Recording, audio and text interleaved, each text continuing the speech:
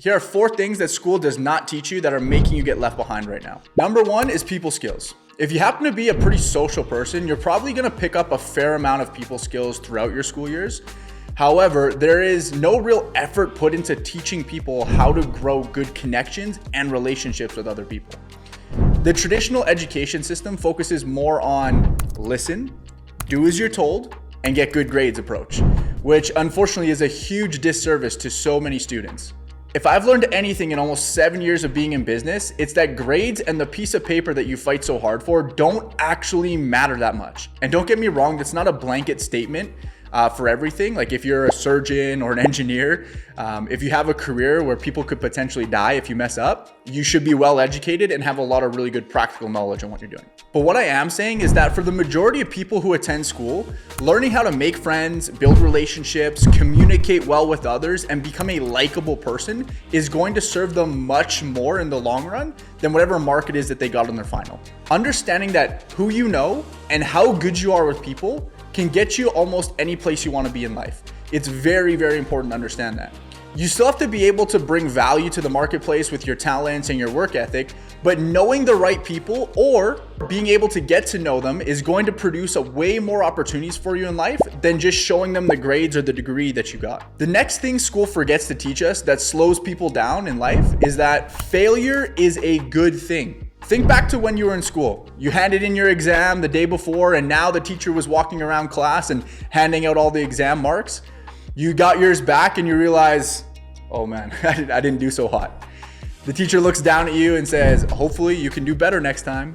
Or that wasn't your best effort, Colton. I'm speaking from experience. And a little feeling of discouragement hits you, right? Then you start to look around the class at all your friends that are getting their marks back, and you get a little embarrassed to show them how you did on yours, because obviously we're gonna think that people are gonna judge us on how we did.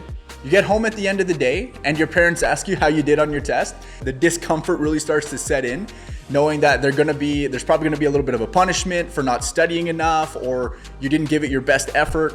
Now, maybe I was just the only person that didn't do really well in school, but seriously, think about it. We're conditioned in school to never be wrong, not to fail, not to mess up, not to take risks. And after long enough, this starts to become our habit.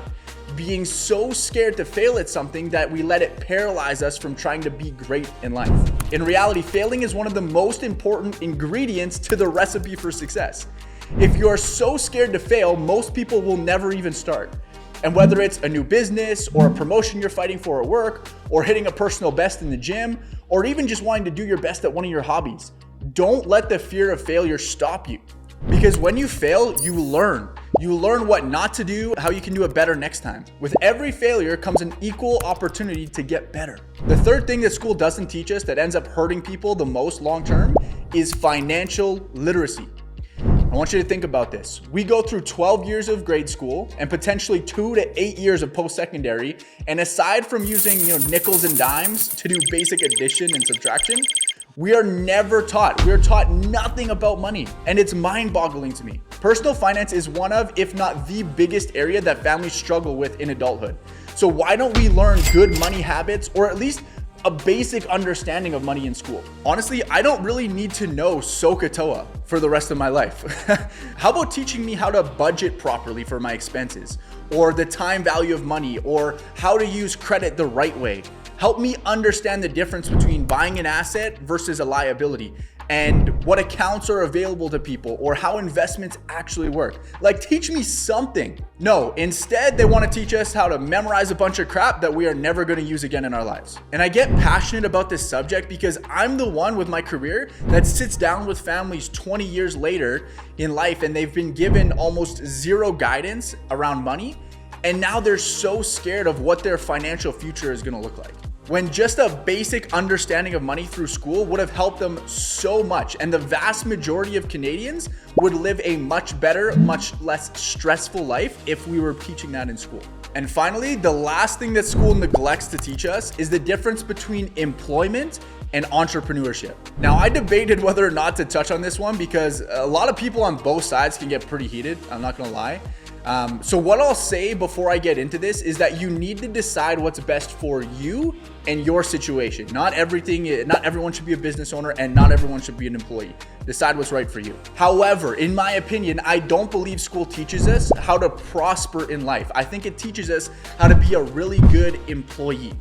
They say, listen, do as you're told, get good grades, and hopefully you'll get a good job. And then we leave school and we start a career and we're told to show up, listen, do as you're told, make the boss happy, and hopefully you'll get a nice pension at the end of it. But the reality for most people is that they will end up working a job that they hate for 40 years, not enjoying life, not living up to their fullest potential because they want something that's safe and secure, just so they can retire on 40 to 50% of their income, which is barely something that they can live on right now. Now, I'm not saying everyone should go quit their job and start a business, because that would put a lot of people in a really bad position in life. It's not for everybody. But what I am saying is that a lot of people these days can benefit hugely from starting a business, or at least having a part-time side hustle of some kind. Robert Kiyosaki does a great job in his book, Rich Dad, Poor Dad, of comparing the difference between entrepreneurship and employment, talking about the advantages and disadvantages. Now, when it comes to being an employee, the advantages usually come down to one, typically it's a steady income, provided there's no layoffs. People like the steadiness of a job. And two, usually you can just do the minimum required. You show up, you do your job for 8 hours, and then you go home.